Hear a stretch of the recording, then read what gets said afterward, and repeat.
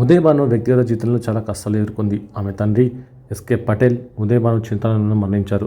15 ఏళ్ల వయసులో ఉదయ్ భాను తల్లి అరుణ ఆమెకు బలవంతంగా ఒక ముస్లిం వ్యక్తితో వివాహం చేసింది. చిన్నతనంలోనే వివాహం కావడంతో ఉదయ్ భాను నరకం అనుభవించింది.